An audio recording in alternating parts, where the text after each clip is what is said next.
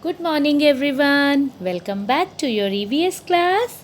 Yesterday in EVS, we started our chapter 9 shelter, and we came to know that we need a house to protect us from hot weather, cold, wind, rain, and thieves.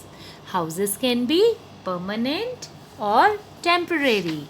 Yesterday we explored some household items also, कि where those items are kept. We came to know about tree houses also. Today we are going to discuss about different rooms for different purpose in our homes. Some homes are big with many rooms. Others are small and may have only one room. तो बेटा किसी किसी का घर बहुत बड़ा होता है जिसमें बहुत सारे कमरे होते हैं, लेकिन कुछ घर छोटे भी होते हैं और उसमें वन रूम ही होता है जिसमें वो वेरियस एक्टिविटीज़ उसी रूम में करते हैं. So what can we see? We can see kitchen. Kitchen कौन सी जगह है? A kitchen is where food is prepared. जहाँ पर घर में खाना बनता है, that room is called kitchen. Living room, जिसे आप ड्राइंग रूम भी कहते हो, जब आपके घर कोई गेस्ट आते हैं तो we make them sit there.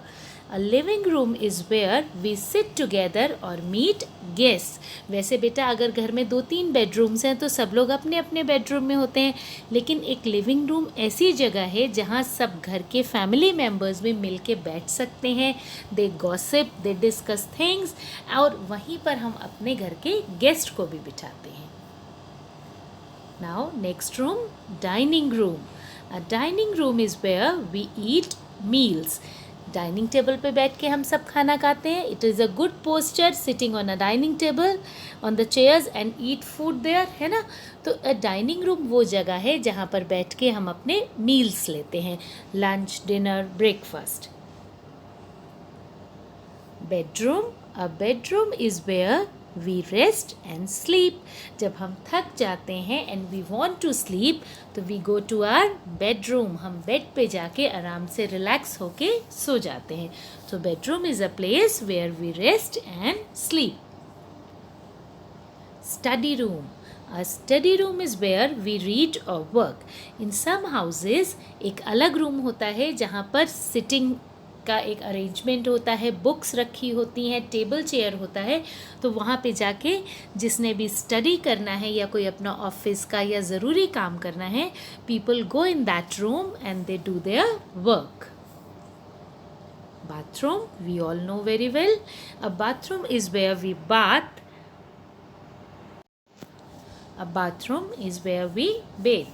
जहाँ पर हम नहाते हैं वो जगह बाथरूम है. आप सबको ये सारी चीज़ें अच्छे से पता है. In many homes, some of these activities may be carried out in a single room. अब बेटा ऐसा नहीं है कि जिन घरों में अलग अलग कमरे नहीं होते हैं वहाँ ये काम नहीं होते हैं, है ना. अब ऐसा भी हो सकता है किचन है, किचन के साथ ही एक बड़ा हॉल होता है, वहीं पे लोगों के सोफ़ाज भी रखे होते हैं, डाइनिंग टेबल भी रखा होता है और वहीं बैठ के सब लोग गॉसिप भी करते हैं और डाइनिंग एरिया में खाना भी खाते हैं. तो हमने एक ही रूम में एरियाज़ डिवाइड किए होते हैं जहाँ डाइनिंग टेबल रखा है, सोफ़ा रखा है, तो that is a living room. तो इट इज़ नॉट नेसेसरी कि हर घर में हर चीज़ के लिए अलग अलग रूम हो. कुछ घर ऐसे भी होते हैं जहाँ पर 1 और 2 रूम्स ही होते हैं. A good home must have windows to let in fresh air and sunlight. We must keep our home clean and tidy. हम एक गुड होम किसे कहेंगे? अच्छा घर जिसमें खिड़कियाँ हों ताकि वहाँ से प्रॉपर वेंटिलेशन हो सके. What is ventilation? ताज़ी ठंडी हवा का आना. अब आप इमेजिन कीजिए आपका रूम है, ना विंडोज़ हैं वहाँ पे, बस एक दरवाज़ा है, वो भी अंदर की तरफ. तो आपके रूम में प्रॉपर सनलाइट भी नहीं आ रही है, वहाँ पे अच्छी हवा भी नहीं आ रही है, तो you will breathe properly? No, हमें ऐसी जगह पे घुटन फील होगी. तो अच्छा घर वही है जहाँ पर प्रॉपर विंडोज़ हों ताकि फ्रेश एयर अंदर आ सके और सनलाइट बाहर से सूरज की रोशनी आ सके. We must keep our home clean and tidy. And the most important thing, आपका घर बड़ा है या छोटा है, 2 रूम्स हैं या 4 रूम्स हैं, but your home should be neat and clean. तभी वहाँ पे हेल्थ अच्छी रहती है, हाइजीन अच्छा रहता है।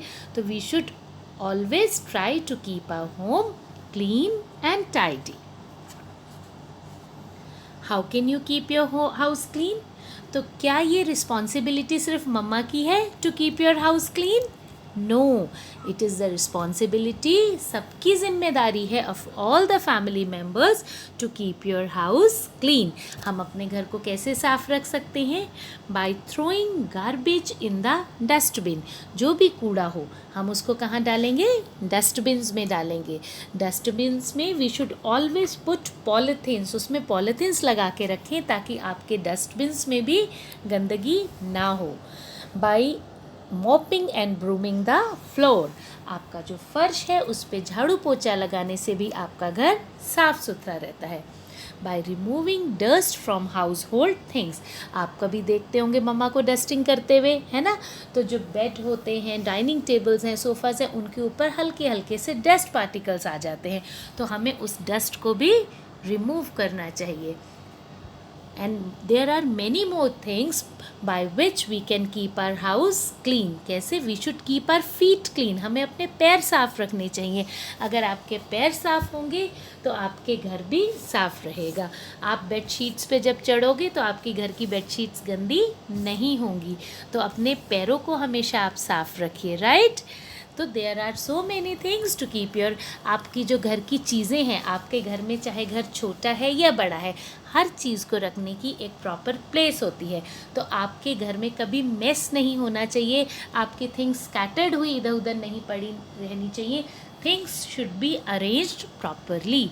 If we will do all these things, our house will remain neat and clean. We should help our mothers in keeping our house clean. Fantastic. There is an interesting fact again today for your children.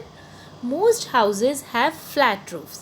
बेटा आप लोग अपने घरों की छतें देखते हैं कैसी होती हैं? बिल्कुल फ्लैट, स्क्वायर में, राइट? लेकिन जो माउंटेन्स हैं, houses in mountains, however having sloping roofs, उनके रूफ्स कैसे होते हैं बेटा? ढलान। जैसे आप लोग झूला झूलते हो, स्लाइड होता है, तो स्लाइड पे जब आप बैठते हो आप नीचे को फिसल जाते हो, ठीक है? तो इसी तरह जो माउंटेन्स में घर होते हैं उनकी छतें स्लाइड फॉर्म में होती हैं, क्योंकि वहाँ पर बहुत बारिशें होती हैं, स्नोफॉल होता है। तो अगर उनके फ्लैट रूफ्स होंगे तो इतनी बारिश की वजह से उनके रूफ्स पर पानी इकट्ठा हो सकता है, और इकट्ठा होने से उनके घर में सीलन आ सकती है, दीवारों के अंदर पानी आ जाता है, मॉइस्चर आ जाता है। That's why in mountains the roofs are always sloping, नीचे को जैसे स्लाइड्स होते हैं। This allows rain and snow to slide off easily. जब वो स्लाइड फॉर्म में होते हैं, स्लोपिंग होते हैं, तो जो बारिश का पानी होता है और बर्फ़ होती है वो पिघल के नीचे ज़मीन पर गिर जाते हैं, right? So what you have to do in your book, on page number 64, you have to draw a picture of your house during a festival.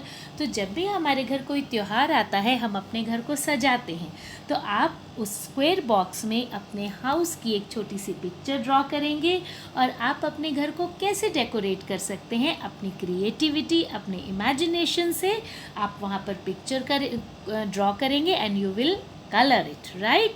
That's all for today. We will meet in our next class with some more knowledge.